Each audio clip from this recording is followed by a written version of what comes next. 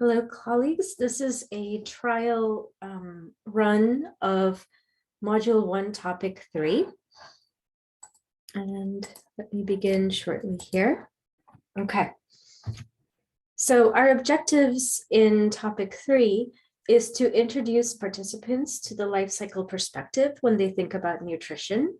And we hope that participants will be able to understand why this is important, understand some really key nutrition indicators that are related to child growth and development, and then identify some proximal determinants of nutrition in children. This was introduced briefly in earlier topics, and now we will seek to go into this in much greater detail. So first, let's talk, before we get into children, let's talk about this idea of taking a life cycle perspective. So as we know, we have different stages of life that start from conception through growth in the womb, to infancy and childhood, into adolescence and adulthood, and then the process of aging. For women and girls, there is this aspect of their reproductive life cycle of becoming potentially pregnant or lactating and nursing children. So this is important for a variety of reasons. One is at different stages of life, we are interested in different outcomes. So the outcomes that we hope for in infants and young children are different from what we would think about for school age children or adolescent children or adults or elderly people. Certain outcomes are tied to important processes like having children and reproduction.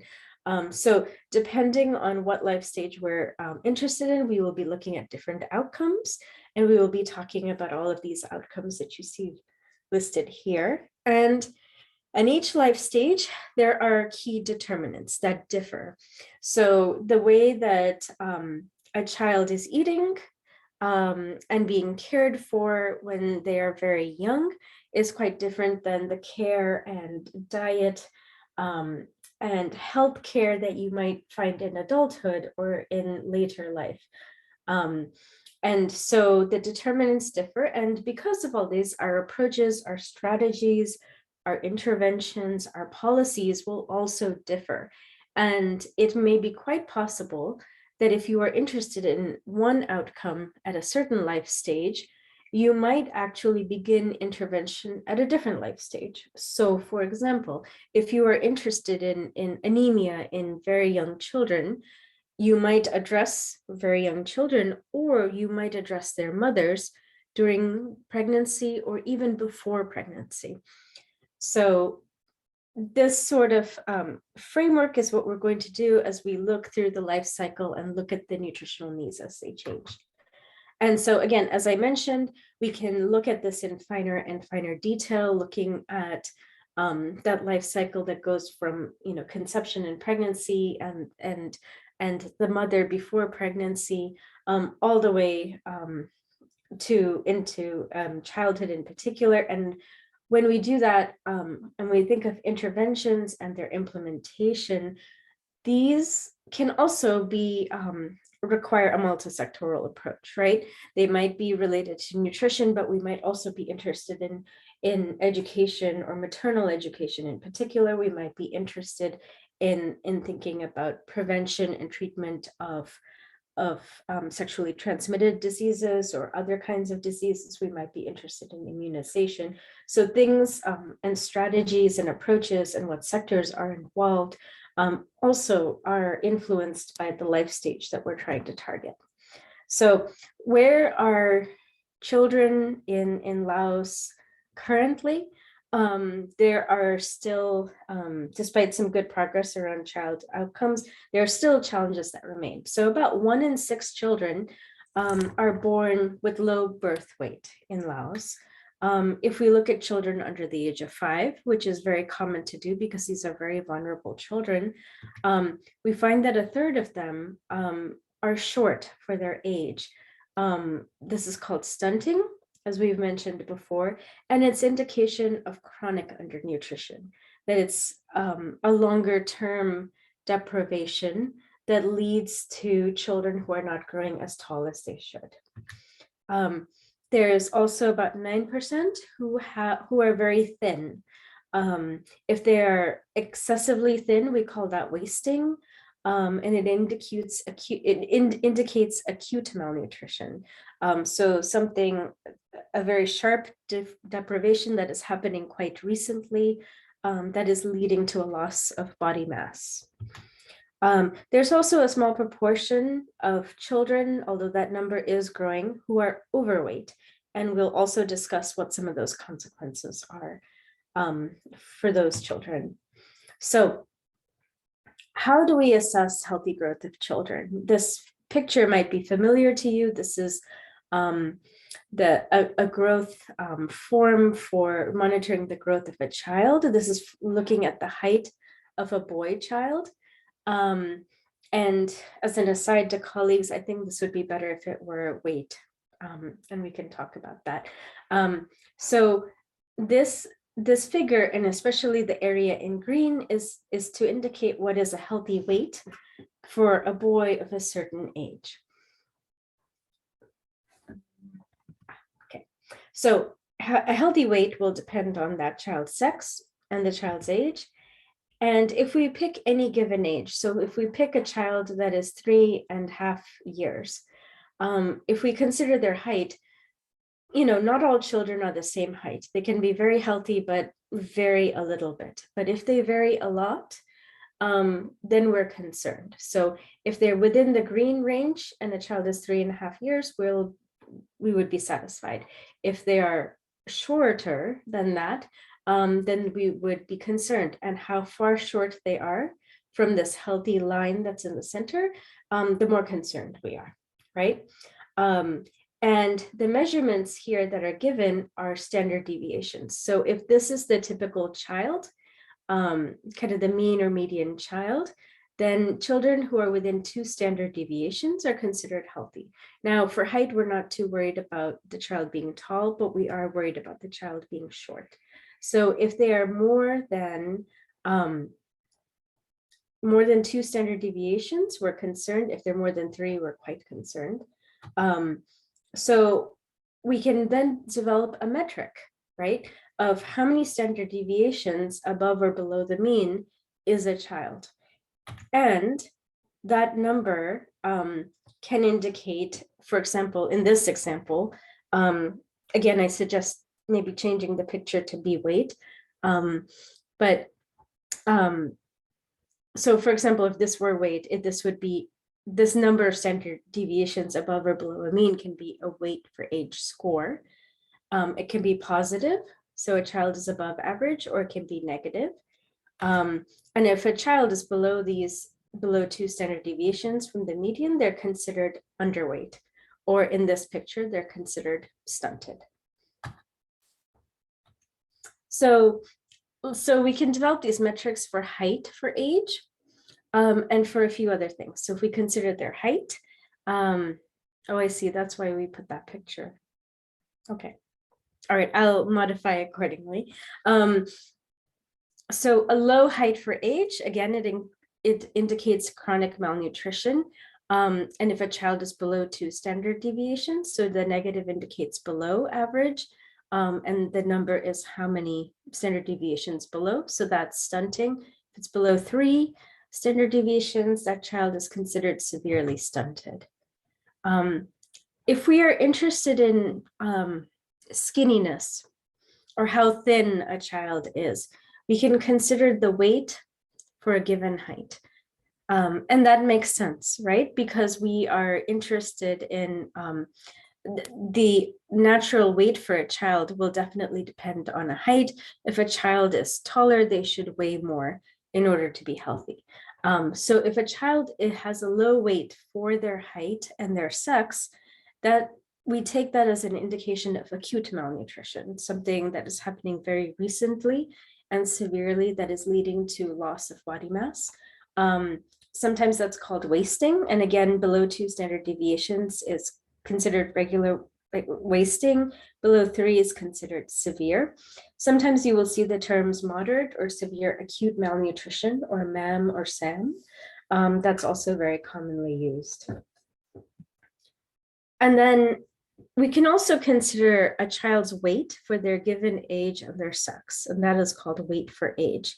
And that is a sort of combination between their height for their age and then the weight for that height. So a child who has low weight for age, that would be the definition of underweight. Now, okay, now that we have these metrics, we can look at what is the normal growth of children in a particular population. What we saw in this figure was what would be a healthy child, but sometimes we see malnutrition within a population. So this was an important observation that was made now more than 10 years ago about the pattern of growth in young children in different parts of the world. So what we're looking at here is height for age. These are the C-scores. So you can see children on average that are below average. This is plotting those height for age C-scores across ages up in the first 5 years of life on 3 different continents: Latin America, Africa, and Asia. And this is the pattern that was observed. So there's actually quite a lot to see in this picture.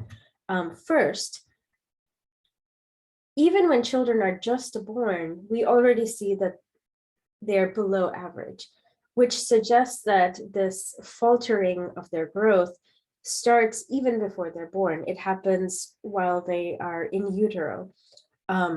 So there we need to think about maternal nutrition, because that is what is causing that kind of failure in growth. Now, we also see this rapid decline that happens. And this decline seems to happen in the first 24 months or 2 years of life. And then once this decline happens, there's very little improvement after that. It's very challenging after this kind of growth faltering to try and catch up and improve again, so that children remain kind of at the same level as they get older. So this led to this observation and focus on the first 1,000 days of life. And what we mean there is, if you count the time from conception until the age of 24 months or 2 years, that is approximately 1,000 days. And this is a very critical time for growth and development, and it is an opportunity for us to impact nutrition in positive ways, to reduce morbidity and mortality in children, and to improve their development. And deprivation within this critical period of life can have lifelong consequences that are negative, but interventions within this critical period of life can have some very positive results as well. And so this is a target of many interventions.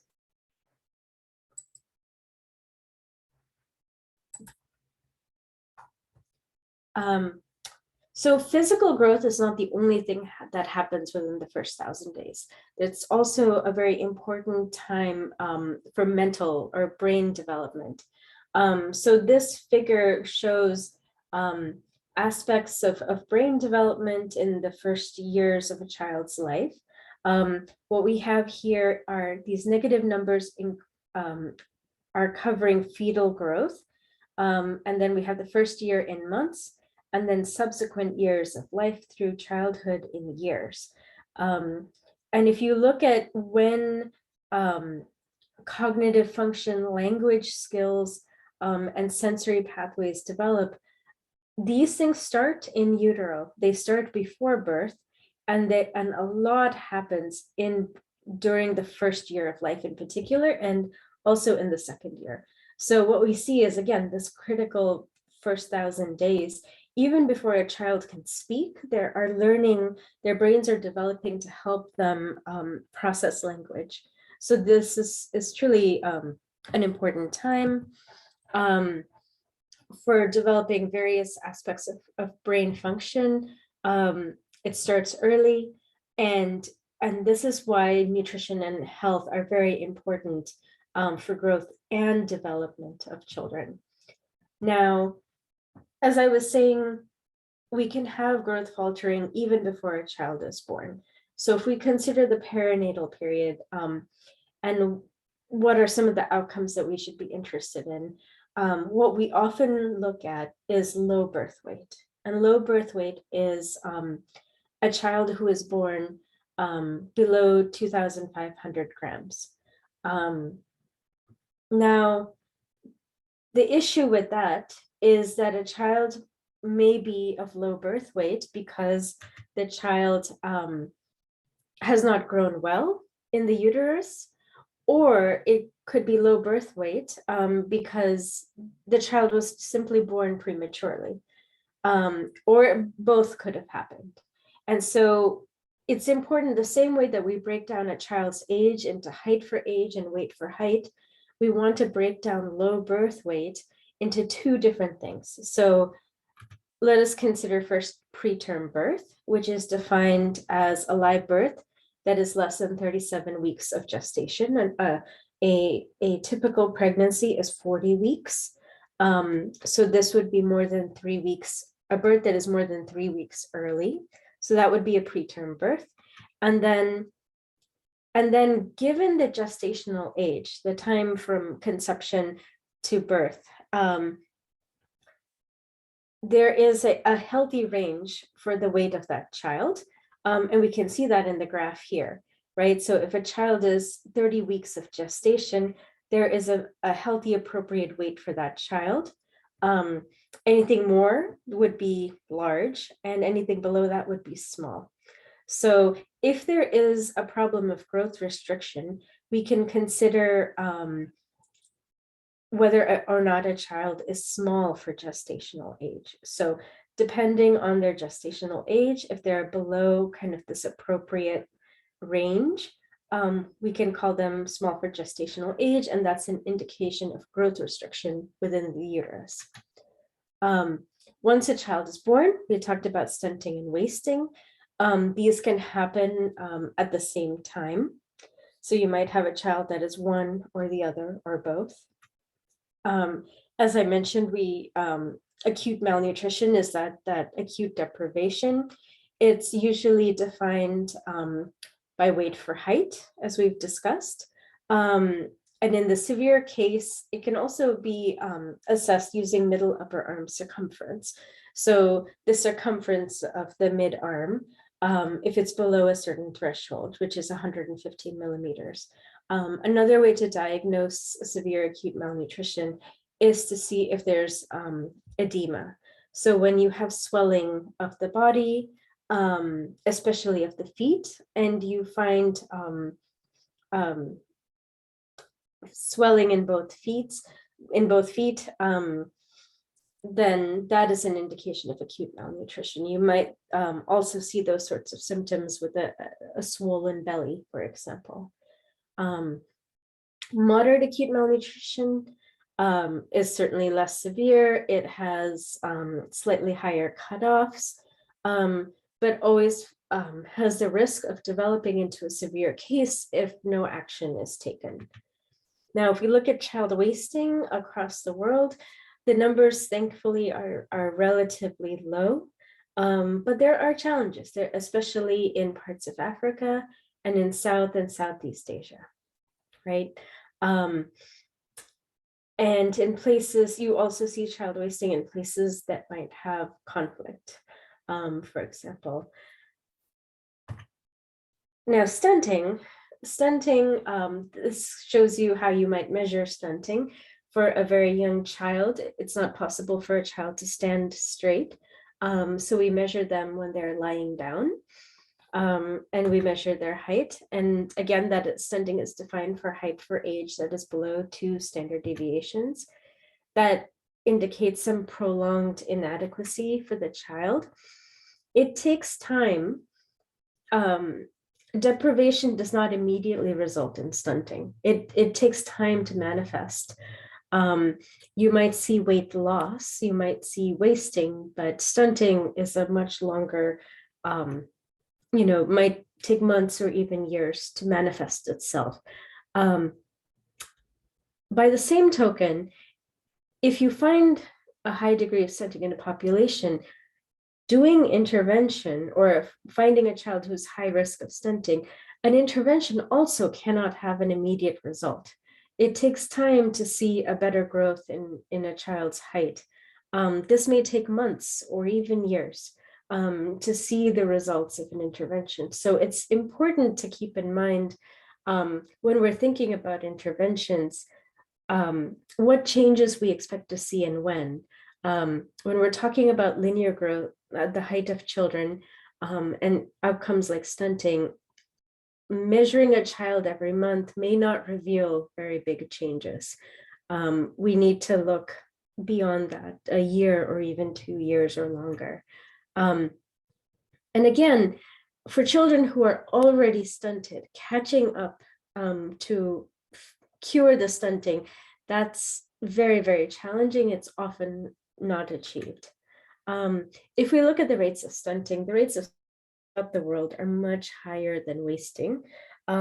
We see it again in Africa, in South and Southeast Asia. It is an area of concern, a little bit also in Latin America. It's important to note whenever we share these kinds of maps that countries are not all uniform. So within a country, you might have some areas that have a lot of stunting, some areas that have less, right? There are always differences inside a country or subnationally. So again, recall that we're most concerned about stunting, especially in those first 1,000 days of life, starting at conception, through a mother's pregnancy, and then in the first 2 years. Having good nutrition of mother and child is quite critical, and addressing and controlling infectious disease is also quite critical. If we're thinking about factors that contribute to stunting, well, you recall the conceptual frameworks that we saw in the last topic, but in brief, we're concerned about poor nutrition, especially poor diets. We would be concerned about breastfeeding, whether a child is frequently having an infection, or if the mother's health or nutrition is also poor. These can all be contributing factors. So we talked about this. So just to remind you, as we're thinking about child nutrition, what I just discussed is this, right? The diets and feeding of the child, whether the child is healthy or has infections, and then also the care that is provided for that child by mothers, by fathers, by other relatives, and within the community. So let's talk a little bit more about child diets. Sometimes this is described as IYCF, infant and young child feeding. This is crucial for early child nutrition and development. What we find is that a good proportion of children in the world are stunted as a consequence of poor feeding and of repeated infections. And if we can improve feeding practices and improve intake of nutrients, both macro and micronutrients, we can improve nutritional status of children.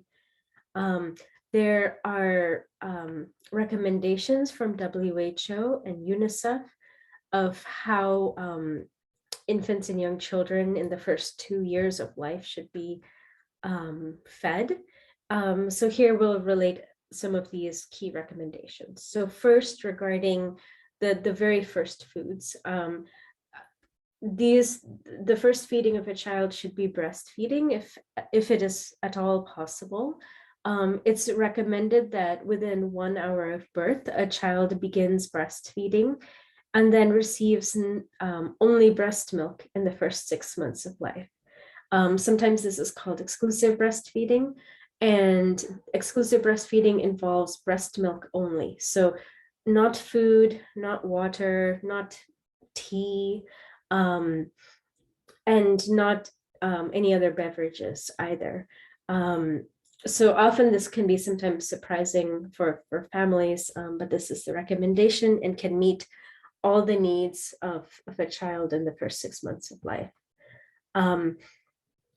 Sometimes in some communities, you will see what is called prelacteal feeding. This involves giving foods or drinks to newborn babies.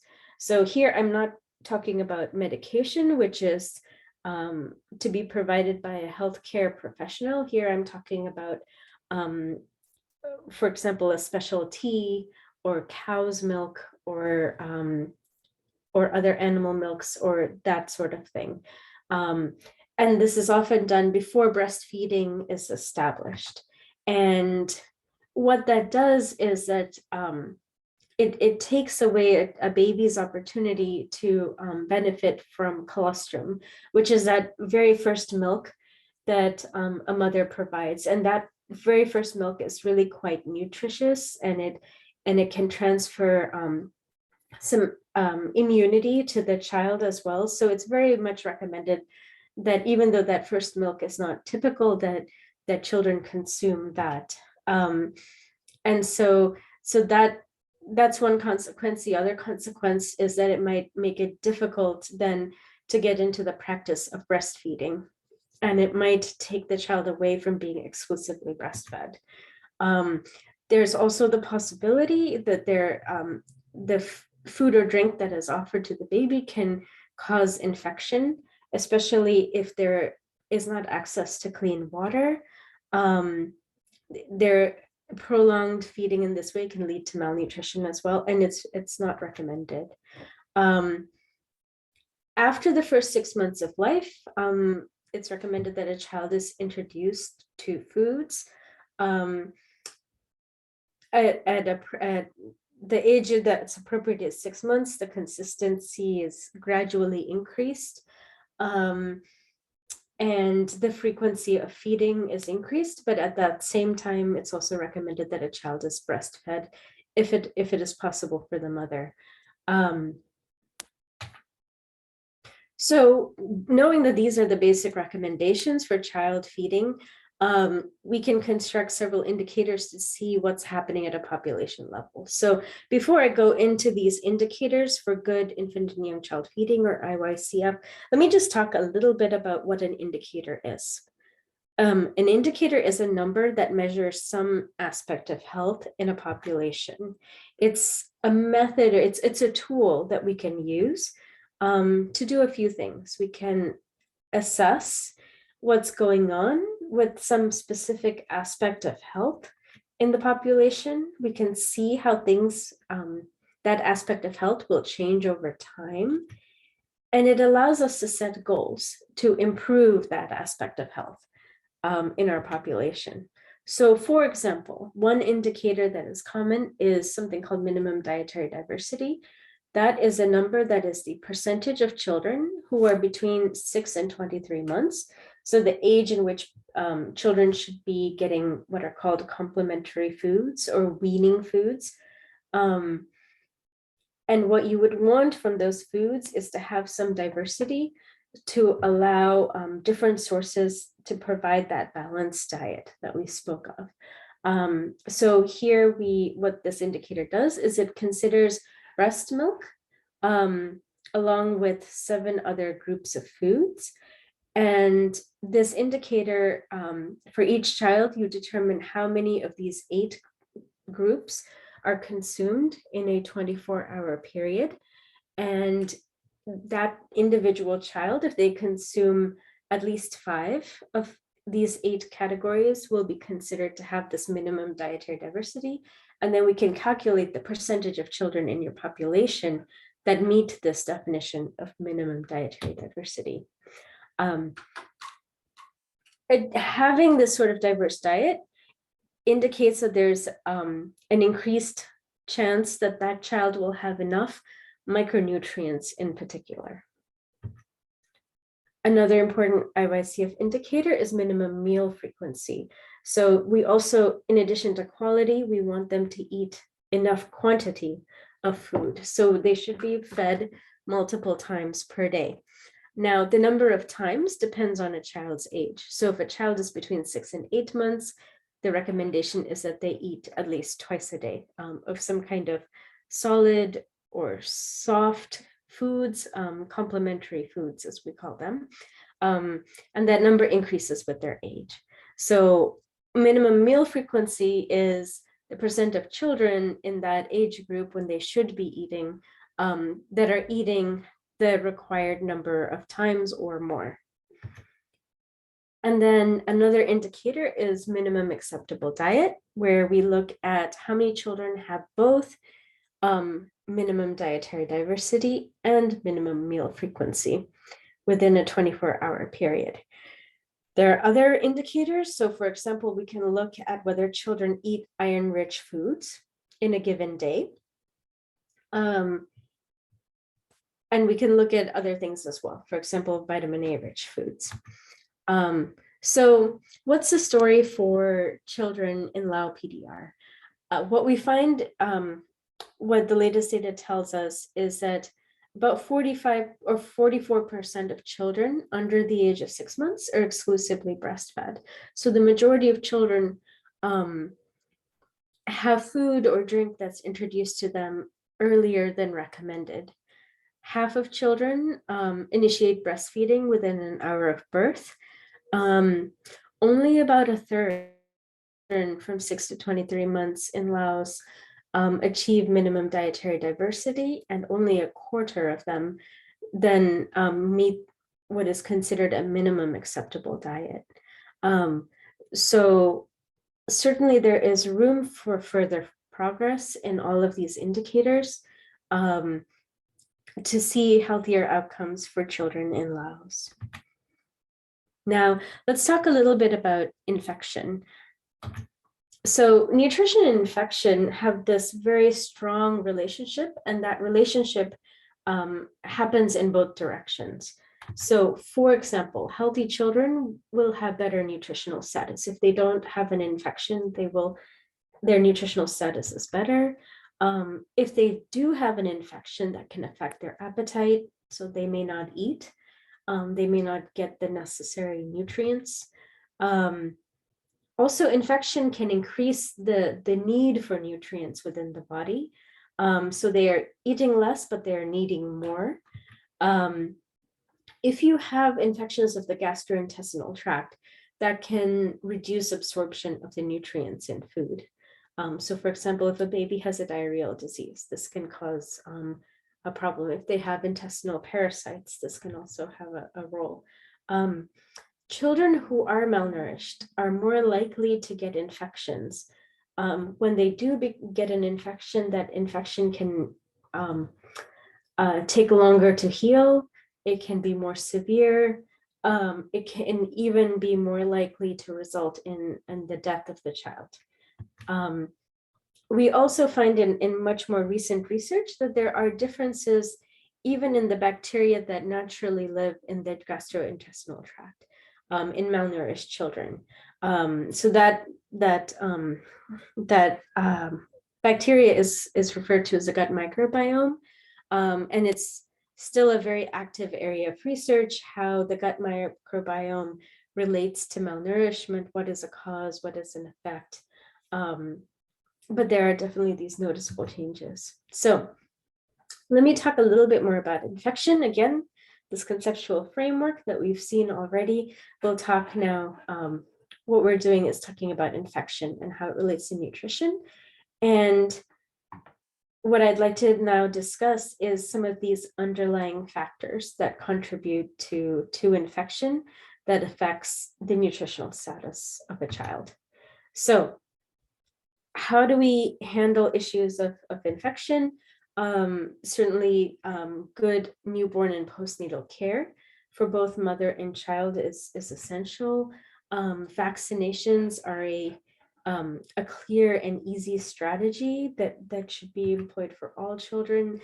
Having good care that is delivered to children and to families so that childhood illnesses are identified, that they are dealt with in a timely way. And then attention being given to water, sanitation, hygiene, or WASH, to make sure that families have access to clean water, that they have adequate sanitation, that they have hygienic practices, that are recommended. This can reduce the risk of infection, especially if diarrheal and respiratory diseases, which are the most common for young children, that can lead to prolonged illness and even mortality in young children. So let's look a little bit about like how water, sanitation, hygienic practices all relate to nutritional status. We know that, things, we talked about how diseases such as diarrhea can affect absorption of nutrients, that it can increase nutritional requirements. But then why do these happen? A lot of this involves contamination within the home. That can happen because there is inadequate sanitation, there's inadequate hygiene practices, maybe there is contamination of water. Clean water may not be available in the home, so a family might need to travel and fetch water. They may need to even purchase the water. Water that is fetched may not have a clean place to store within the home. So these are all challenges and opportunities for contamination that can ultimately affect the nutritional status of the child. There are other mechanisms as well, right? So for example, if a mother is fetching water, she may have less time to care for her child, to prepare food, to feed the child. If water needs to be purchased, that might take resources away from buying food from market.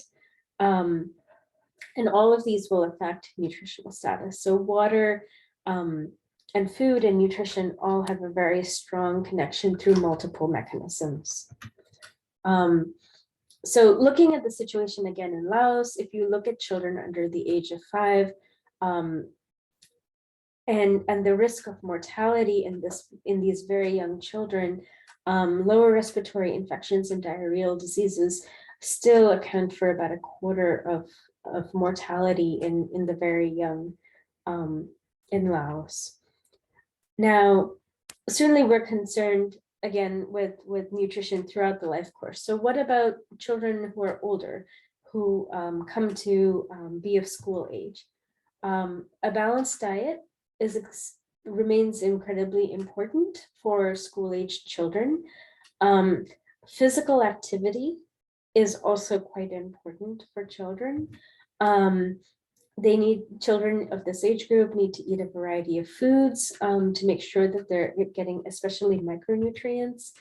But these children are becoming more autonomous. They're making more choices. They are developing their own thinking about the foods that they like, the foods that they don't like, how they like to eat, and how they might not want to eat. They're also receive less oversight from the parents. So they will leave the home to go to school, for example. So if we think about the influences in school, that will affect what they eat and what they want to eat, and their ideas about good and bad food. So the school environment becomes very influential. There are other sources of influence that children become more sensitive to. So if you see advertising, if a children sees a television, other kinds of media, radio, commercials, all sorts of things, those will also affect their decisions, and children of this age group are forming those ideas, and they will keep those preferences will develop as they get older. School does offer an important opportunity for nutrition. School feeding programs are vital throughout the world. They can provide children with a balanced meal, provided that children are in school, that they're, are able to go to school, that there is not COVID or other disruptions. These can have a lot of benefits for a child, that a child may not be hungry, that their nutrition improves, that children who are indeed hungry and malnourished, they have difficulty learning. So we can, with good nutrition, improve school performance. This could be a motivator for parents to send children to school and to keep them in school for longer. The need to cook meals can increase demand from farmers, and so it could also have a positive economic effect as well.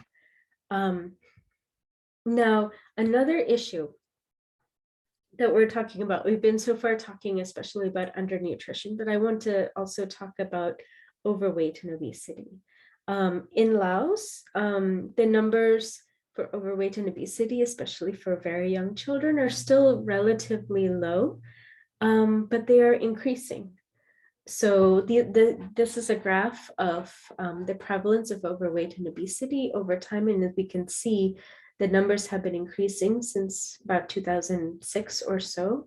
We see a difference between urban and rural children with higher rates of overweight and obesity in urban children, but increases for all children. And that's important because having overweight and obesity, especially when you are very young, can have metabolic and health consequences throughout the life course. And children who are obese have a good chance of becoming adults who have obesity.